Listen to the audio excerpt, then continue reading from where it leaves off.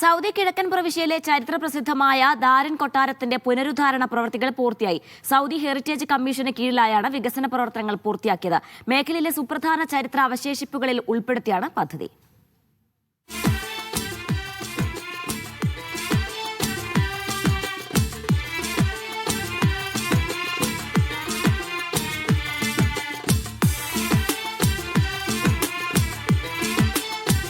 കിഴക്കൻ സൗദിയിലെ ചരിത്രപ്രസിദ്ധമായ ഖത്തീഫ് താറൂത്തിലെ ദരീൻ കൊട്ടാരത്തിന്റെയും പരിസര പ്രദേശങ്ങളുടെയും പുനരുദ്ധാന വികസന പ്രവൃത്തികൾ പൂർത്തിയായി. ഈസ്റ്റേൺ റീജിയൻ ഡെവലപ്മെന്റ് അതോറിറ്റിയുടെയും സൗദി ഹെറിറ്റേജ് കമ്മീഷന്റെയും സഹകരണത്തോടെയാണ് പ്രവൃത്തികൾ പൂർത്തിയാക്കിയത്. കൊട്ടാരത്തിന്റെ പ്രധാന ചുറ്റുമതിൽ, ഗോപുരങ്ങൾ എന്നിവ പുനർനിർമ്മിച്ചാണ് പുനരുദ്ധാരണം.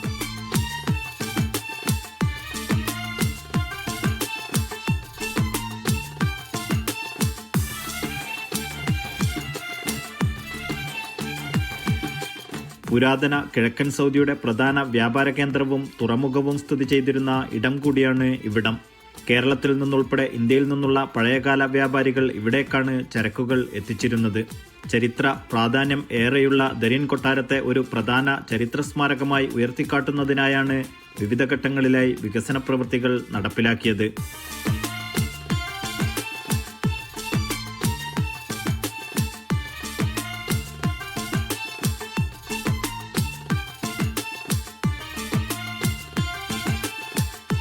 Naushad Irikkur, media 1, Dammam.